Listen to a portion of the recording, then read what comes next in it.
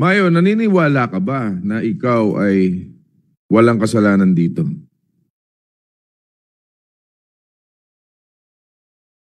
Your Honor, I invoke my rights to remain silent. Yung 1 toneladang shabu na nahuli sa'yo,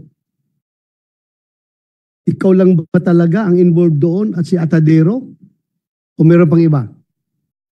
Your Honor, I invoke my rights to remain silent. Sige, kargahin mo yung buong kasalanan na ito.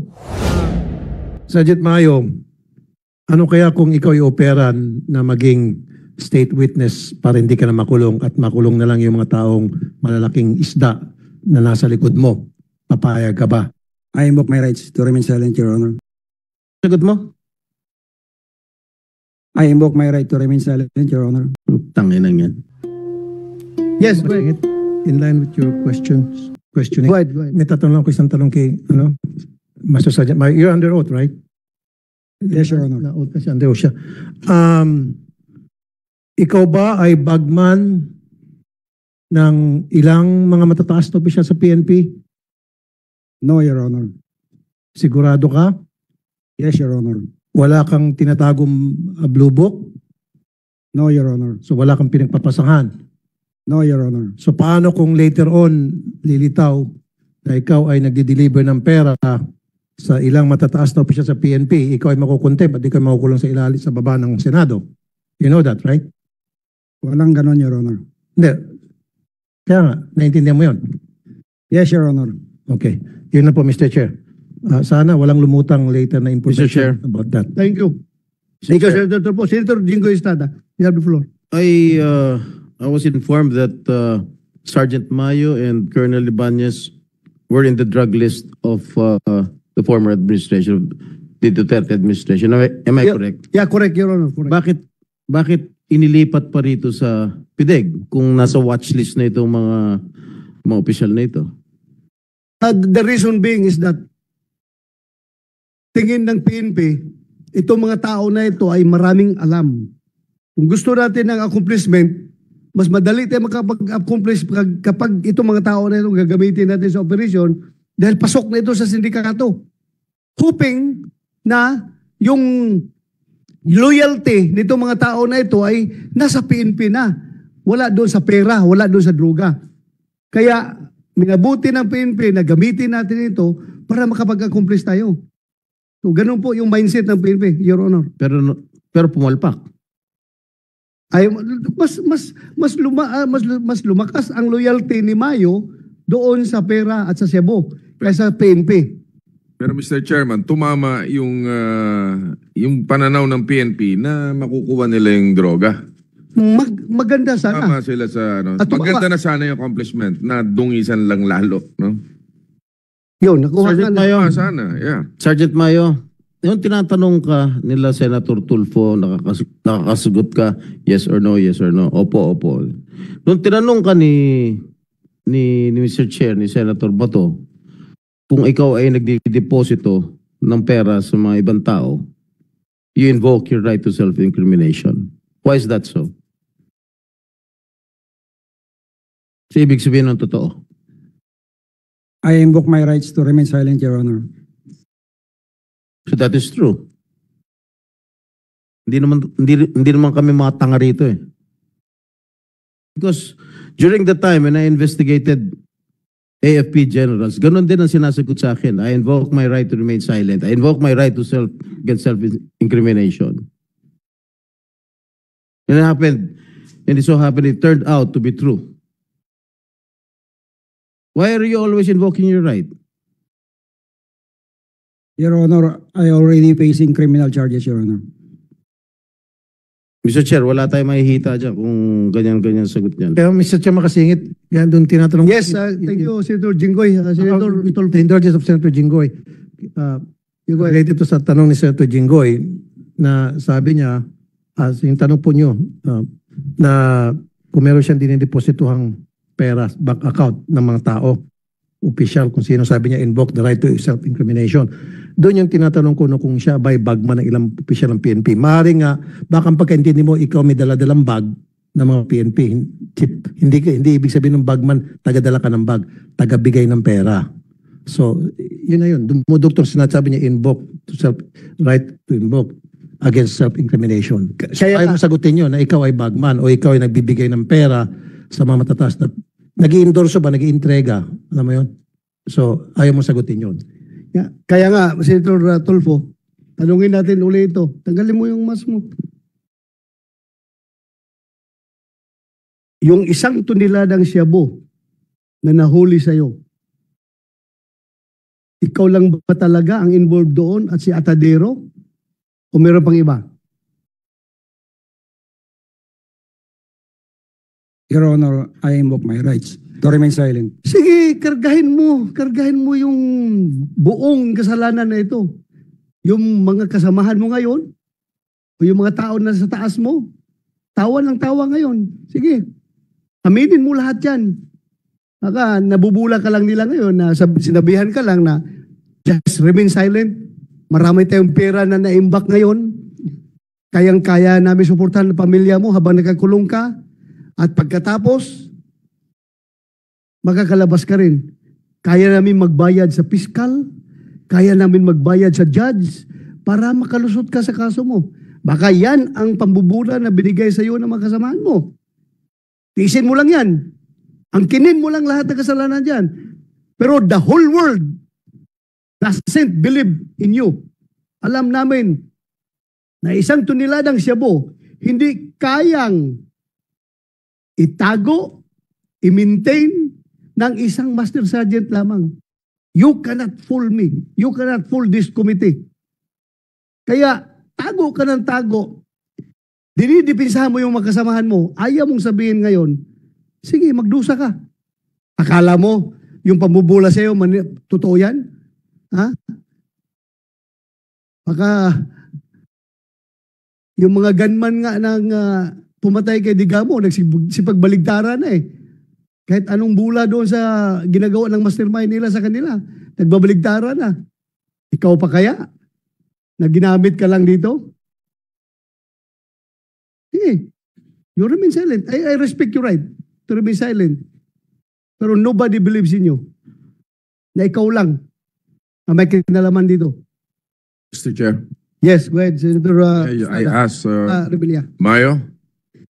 Mayo, naniniwala ka ba na ikaw ay walang kasalanan dito?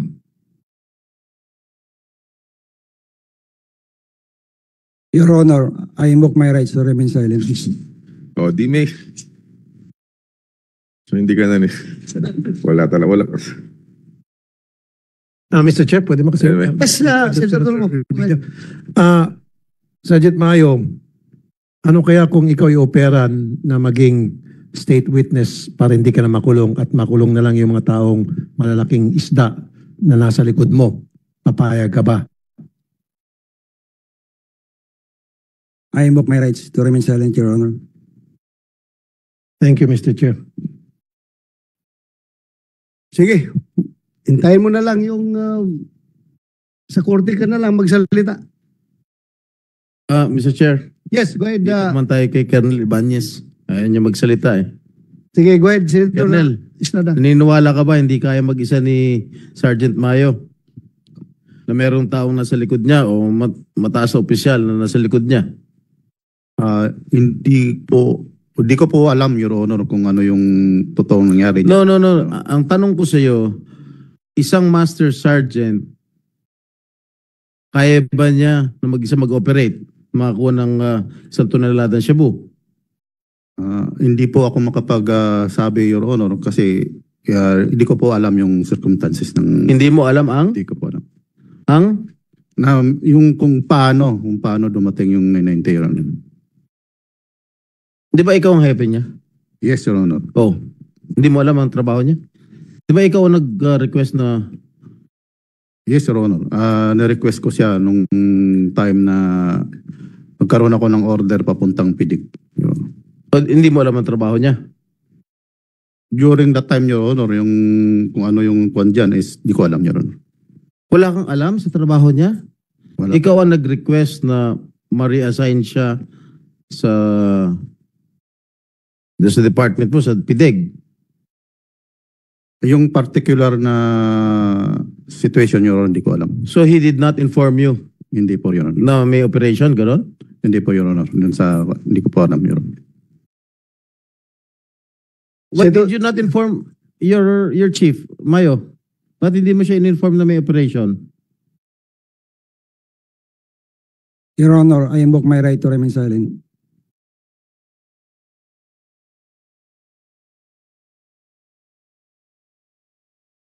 Sagot mo? I invoke my right to remain silent, Your Honor. Tangin lang yan.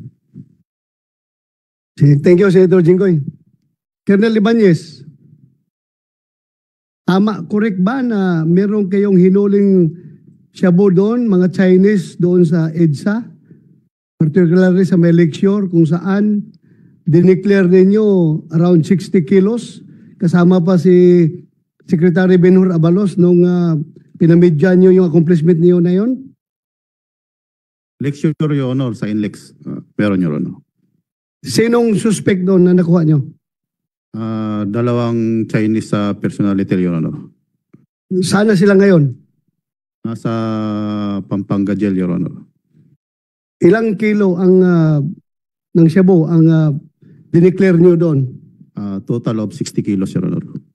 Ilan? 60 kilos, Your Honor. 60 kilos. Ilang kilos ang hindi nyo dineclare? Lahat po yun, Your Honor, na-declare. Wala po kaming tinabi o whatsoever. It was properly inventory, Your Honor. According to PDEA, yung shabu na nahuli doon sa bata mo na si Mayo, doon sa WPD Lending Center, ay part yun doon sa accomplishment ninyo doon sa lecture in Lex. 60 kilos lang dineclare nyo, ang malaki tinago ninyo. Is that correct? Hindi po totoo yun, Your Honor.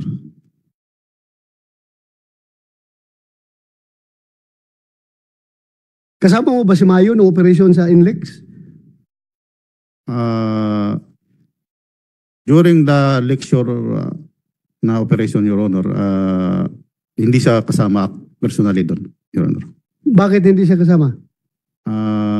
Hindi ko lang alam, Your Honor, kung ano yung kwan. Pero based doon sa videos namin doon, hindi siya kasama doon sa lecture, Your Honor. Bakit? Pero meron kaming... Akala ko siyang trusted mo. Meron Kasi tama. kaming... Dalawa kasi yung operation na Your Honor sa INLEX way back September and July.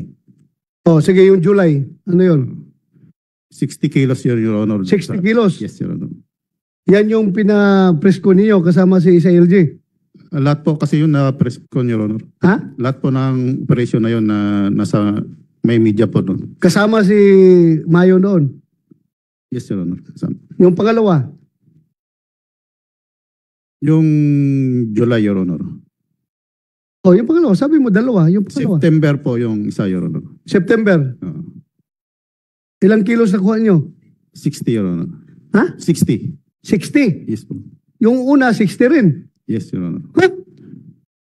Phoenix ninyo at 60 yung declaration ninyo? Yun po talaga, Your Honor. Kasi Oh, grabe na coincidence yan eh. 60 noong Marso? Marso yun? July, Your Honor. July. Then, sa September, 60 na naman ang nahuli nyo. Yes, Your Honor. Uy! Unbelievable. Hindi man lang nagsubra ng konti. Kahit konti man lang, 61, 62, 63. Fix talaga 60. Yun po ang total, Your Honor. Oh, dududa na talaga ako dyan sa ginagawa mo dong. Duda na ako dyan. Dalawang separate incident. Yung una, sino yung involved doon na Chinese? Pangalanan mo? Di ko po ma-recall yung exact... Ilang tao yon? Dalawa po, Your Honor, yung Nabaybas ninyo? bypass operation, Your Honor. Tapos yung pangalawa, yung September, ilang Chinese doon nakuha nyo? Isang Pilipino, Your Honor. Isang Pilipino lang.